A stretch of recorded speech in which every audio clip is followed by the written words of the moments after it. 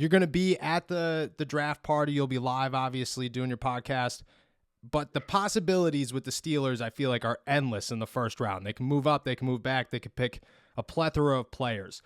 Does that make it even more exciting to be there, get to feel that energy, and then when it actually happens, you get to have that reaction with the crowd as well, having the reaction with their first pick?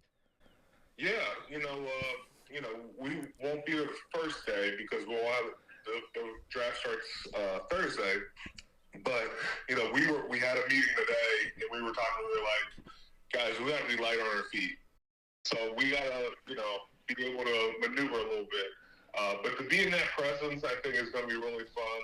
And I think when they had the draft party for me, there was nothing like this before, so this should be a lot of fun going forward. Yeah, it's going to be crazy. I mean, could you take it back when you had that draft party? Whoever comes in there or whatever. Like, can you remember the energy? Do you feel like does that add to it? Does that add to you just going like, man, I can't wait to be back there on the other side of it?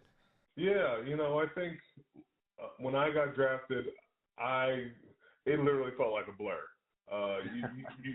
You're moving, you're running around, you're trying to meet every coach, trying to get well acclimated, but that's not going to happen. But I think whoever we get, it's just about welcoming them, and we're going to have some really great guests, from Kenny, Pat, Vince Williams, and Merrill Hodge, and we're just going to let them share their draft experiences and what they think of this draft. Because you'll get a sense of the insight from, different perspectives, what they were thinking, and how it's just, it changes guys' lives. And, to get picked by the Pittsburgh Steelers, there's 31 other teams. So your odds are never in your favor. Yeah, very true. To go off of that, you said 31 other teams. It changes your life, obviously. Joey Porter Jr. is a name, a lot of fans are out there pushing for. I feel like obviously Kenny last year, but you were the original, the hometown kid that got picked by the Pittsburgh Steelers. Do you think that makes it, in college you have that opportunity, but you get to pick where you go to be that hometown kid. In the NFL, those chances are so slim. Do you think that adds to it, like just makes it even more special if a guy like Joey ends up in Pittsburgh? Yeah, I think the way I look at it is, I can't let down this city. And, I wear the black and gold on my heart. And, I take it so personally that, because I'm from here, I know what this city's about. And so if you get a guy like Joey Porter Jr., he understands that. It's not that his dad played, it's I got to make a name for myself, but I got to make sure I do what I can because I know so much of this city. I know what this city wants. It's hardworking people here. So, given the opportunity, you want to succeed in your hometown. Yeah, I get that.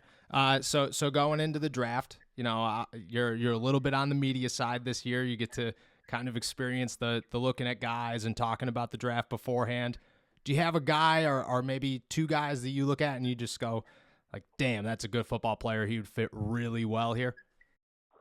I've watched a lot of D linemen. You look at, it's funny. I was looking at Siaka Ika from Baylor, and I was breaking down some of his tape, and you start to realize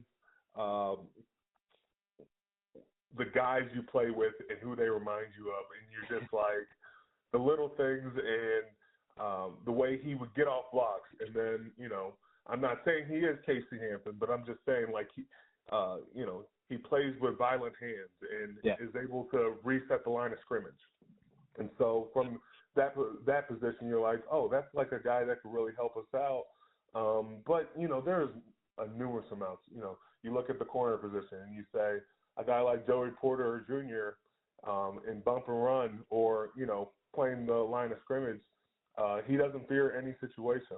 So you put him out there, you feel like I got a corner that is ready for all moments. And, is going to grow, but going to be really successful. And, there's a lot of positions like that. You look at Nolan Smith or what's the one from Will Anderson or Jalen Carter or, there's some prime positions or a guy like Brian Brzee from Clemson. And you're like, these are all great players that if they wind up in your system, you just want to get them around you so we can really get working on it.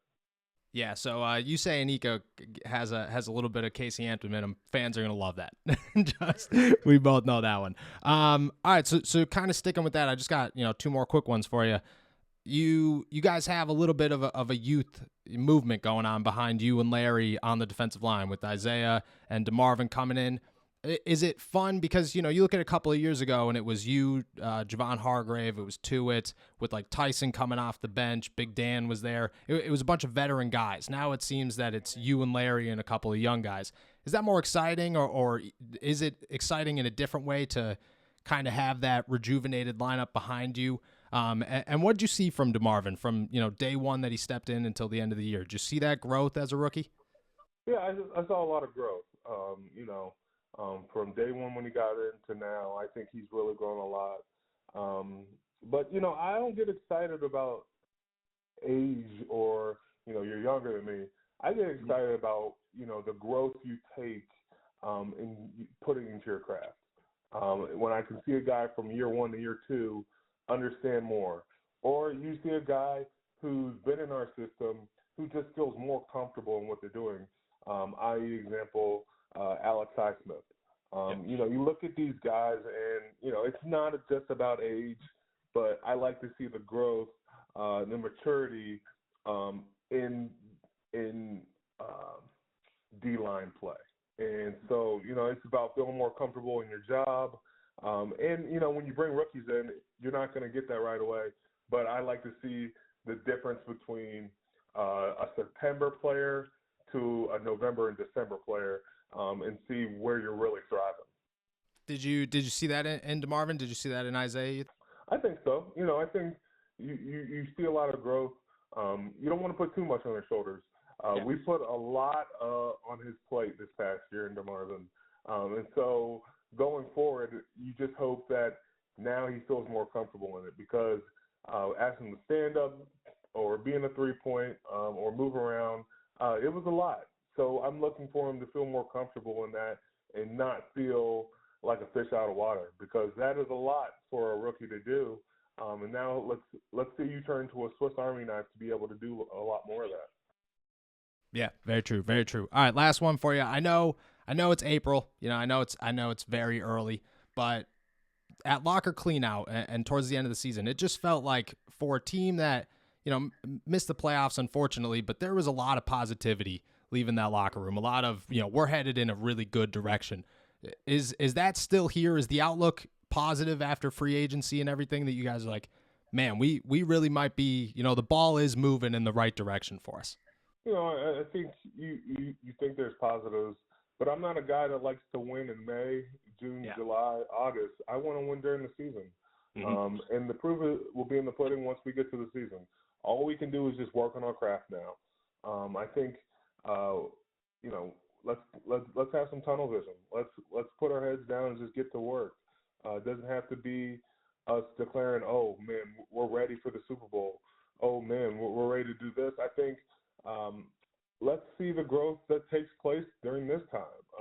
I just think there's a lot more work to be done before we start putting our eggs in a basket.